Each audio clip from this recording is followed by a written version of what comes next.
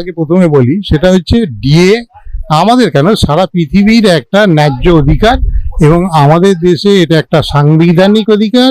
এছাড়াও 1957 সালেতে পঞ্চদশ সম্মেলনেতে রাজ্য সরকার, শ্রমিক পক্ষ এবং কর্মচারী পক্ষের মধ্যে যে দ্বিপাক্ষিক আলোচনা হয়েছিল, সেই দ্বিপাক্ষিক আলোচনাতেও কেন্দ্রীয় সরকার স্বীকার করে নিয়েছিল যে মহার্ঘ ভাতা একটি ন্যায্য অধিকার এবং সেটা একটি নির্দিষ্ট ফর্মুলা অনুযায়ী দেওয়া হবে। সেই ফর্মুলাটাকে আমরা এখন যেটাকে আমরা জানি সেটা হচ্ছে এআইসিপিআই অনুযায়ী দিয়ে দেওয়া। সেটা তার এবার দিয়ে দেওয়ার 4টি ফর্মুলা আছে, তার মধ্যে সর্বাপেক্ষা কমাটাই যেটা হচ্ছে ল্যাসপিয়ার্সের ফর্মুলা, সেটা মেনে যাই হোক একটা ফর্মুলা মেনে কেন্দ্রীয় সরকার দিয়ে আসছে এবং সেই অনুযায়ী অন্যান্য রাজ্য সরকার দিয়ে আসছে। এটা যাবৎকাল যখন অতীতে অন্য সরকারগুলো ছিল তারা কখনো পর্যন্ত তারাও ডিএ পেছতো, কিন্তু কখনোর জন্য একবারে প্রকাশ্যে এই কথাটা বলেনি যে ডিএ আমার নিজের পৈতৃক টাকা থেকে দিচ্ছি, অতএব এটা দয়ার দান, এই ধরনের কথা কোনোদিন। কিন্তু এই সরকার আসবার পর থেকে দেখা গেল যে সম্পূর্ণটাই একজন মুখ্যমন্ত্রী দয়ার দানের উপরে নির্ভরশীল হয়ে গেছে।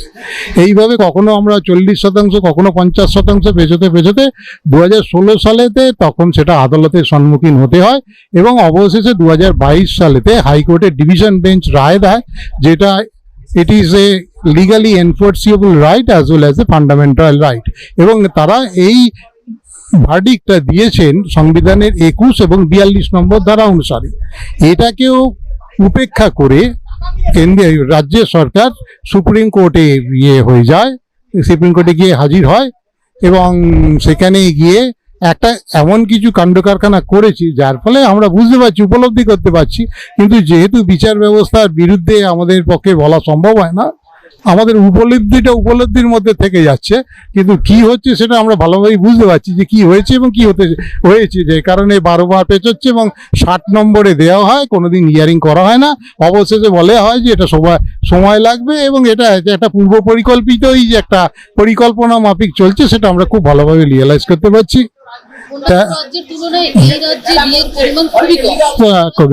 কম মানে কি, মানে 36% বেশি আছে, যেটা ভারতবর্ষের মানে কোন রাজ্য এত কম না। ইভেন কি যে রাজ্যের রেভিনিউ আর্নিং পরিমাণ সবচেয়ে কম ত্রিপুরা, তারাও 25% ডিআরএস দেয়। কাজে এইখানে না দেওয়াটা একেবারেই সম্পূর্ণ ইচ্ছাকৃতভাবে এবং এই টাকাগুলোকে লুটপাট করে অন্যান্যভাবে তারা বিভিন্ন প্রক্রিয়ার মাধ্যমে সরাসরি ভোটকে তারা কিনছে।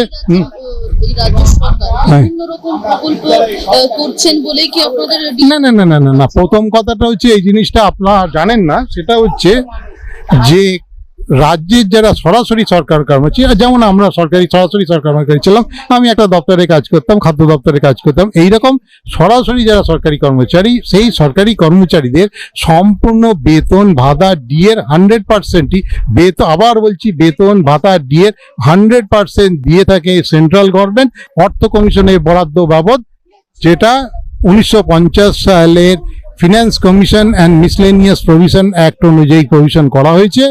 এবং বোর্ড, কর্পোরেশন, আন্ডারটেকিং ও টিচারের ক্ষেত্রে 60% টাকা সেন্ট্রাল গভর্নমেন্ট দিয়ে থেকে সমস্ত ধরনের বেতন ও ভাতাকে ধরে নিয়েই।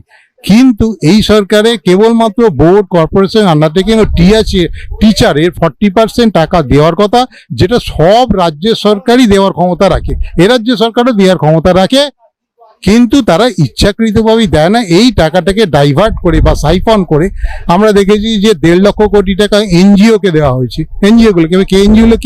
এনজিওগুলো তৃণমূলেরই বড় বড় নেতা, তার মানে সাইফন সিস্টেম করে টাকাগুলো পার্টির লোকেদের হাতেই পৌঁছে দেওয়া হচ্ছে। তেমন করে বিভিন্ন ধরনের ভাতা দিয়ে সে ভাতাগুলোরও কিন্তু কনস্টিটিউশনাল প্রভিশন অনুযায়ী দেওয়া হচ্ছে না, একেবারেই সম্পূর্ণ ইচ্ছাকৃত সিদ্ধান্তের ওপর। এই ভাতা দেওয়ারও একটা কনস্টিটিউশনাল প্রভিশন থাকে, সেটা আর্টিকেল 366-এ বলে দেওয়া আছে কিভাবে এই ভাতা দেওয়া যায়। সেই সব সংবিধানের ধারাটা না মেনে একবারেই মুখ্যমন্ত্রীর ইচ্ছা অনুযায়ী এই অনুযায়ী ইয়েগুলো দেওয়া হচ্ছে, একেবারে টোটালি এটা ভোট পারচেস করার জন্য। এর পেছনে কোনো অর্থনৈতিক প্রগতি বা অর্থনৈতিক ওয়েলফেয়ারের কোনো ভূমিকা নেই, একদম কোনো ভূমিকা নেই, একেবারে সরাসরি ভোট কেনার পরিকল্পনা ছাড়া এর কোনো ভূমিকার মধ্যে নেই। আর তাছাড়া এ রাজ্যের রেভিনিউ এর হবে কেন? এ রাজ্যে আপনার বিদ্যুতের হার ভারতবর্ষের মধ্যে সবচেয়ে বেশি। এবার তেলের দাম ভারতবর্ষের মধ্যে সবচেয়ে বেশি। এবার রাজ্যে মদ বিক্রি সবচেয়ে বেশি, এই রাজ্যে সবচেয়ে বেশি। এবার এ রাজ্যের এই মানে ধরুন বাড়ি ক্রয় বিক্রয় রেজিস্ট্রেশন ফি সবচেয়ে বেশি।